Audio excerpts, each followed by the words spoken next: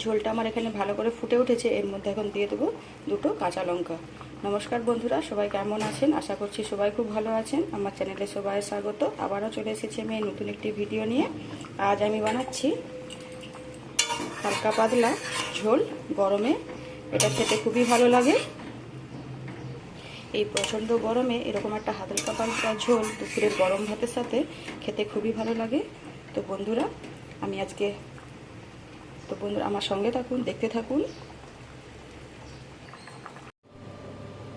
বাটা মাছের ঝোল বানানোর জন্য প্রথমে নিয়ে নিয়েছি এখানে বাটা মাছ, একদম ছোট ছোট বাটা মাছ, খুব বেশি বড় নয়।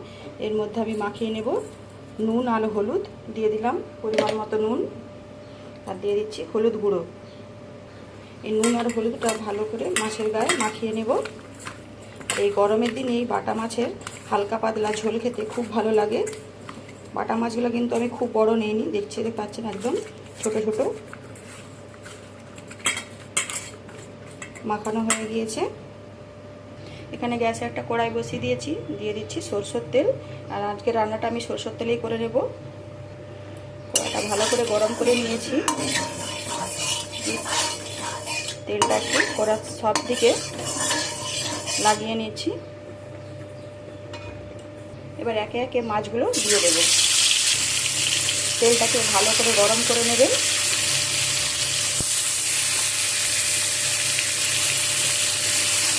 আমি প্রথমে 4টা মাছ ভেজে নেব, তারপরে আবার বাকি মাছগুলো ভেজে নেব। মাছগুলোর এক সাইড ভাজা হয়ে গিয়েছে, তো উল্টে দিচ্ছি মাছগুলোকে। এখন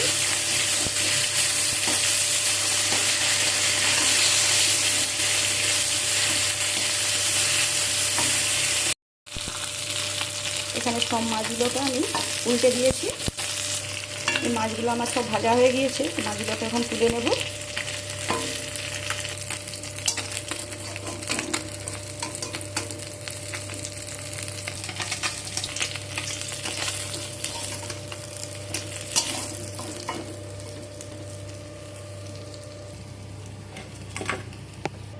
বাকি মাছগুলোকেও ভেজে নেব।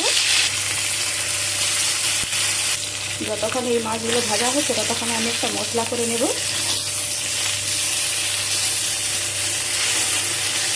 এই মাছগুলোকে একটু উল্টে দিলাম এক সাইডটা। মশলার জন্য আমি এখানে সিনোয়াতে নিয়ে নিচ্ছি 1 চামচ কালো সরষে, 1 চামচ সাদা সরষে,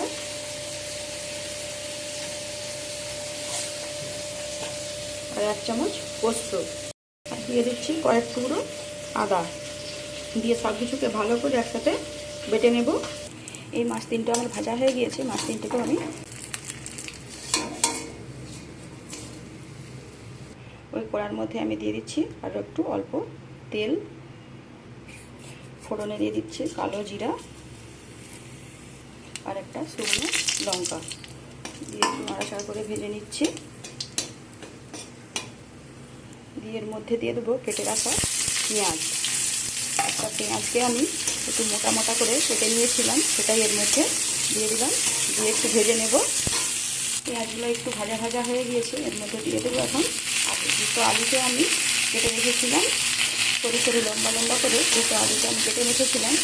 আলুগুলো দিয়ে ভালো করে একসাথে নেড়ে নেব। এখন এর মধ্যে দিয়ে দেবো আমি একটা টমেটো। সব কিছু ভালো করে নাড়াচাড়া করে নেব। এখন দিয়ে দিচ্ছি লবণ। সব কিছুকে ভালো করে আবারও নেড়ে নিচ্ছি। এখন দিয়ে দেবো শুকনো মশলা, দিয়ে দেবো হলুদ গুঁড়ো, দিয়ে দিচ্ছি 1/2 চামচ লঙ্কা গুঁড়ো। দিয়ে সব কিছুকে ভালো করে নেড়ে চেড়ে একসাথে মিশিয়ে নেব। এখন যে মশলাটা আমি বেটে রেখেছিলাম সেই মশলাটা এর মধ্যে দিয়ে দিচ্ছি। দিয়ে সব কিছুকে ভালো করে একসাথে মিশিয়ে নেব।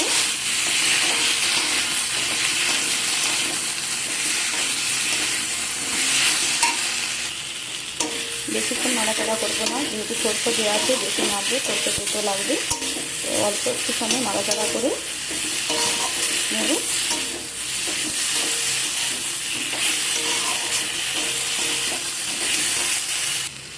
সব কিছুকে ভালো করে নাড়াচাড়া করে নিয়েছি। এখন এর মধ্যে আমি দিয়ে দেবো জল।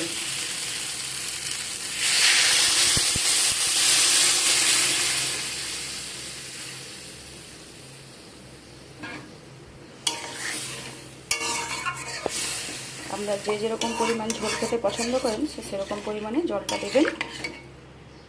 তো ঝোলটাকে আমি এখন 5 মিনিট ভালো করে ফুটিয়ে নেব, যাতে আলুগুলো ভালো করে সেদ্ধ হয়ে যায়।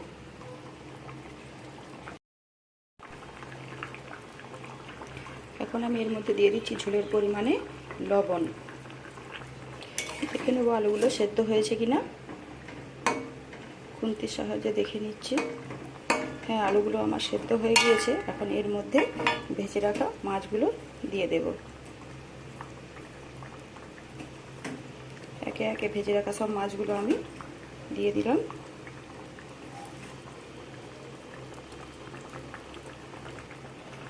সব মাছগুলো এখানে আমি দিয়ে দিয়েছি, দিয়ে আরও 2 মিনিট ফুটিয়ে নেব। তো মাছের ঝোল আমার এখানে একদম কমপ্লিট। এটাকে আমি এখন নামিয়ে নিচ্ছি।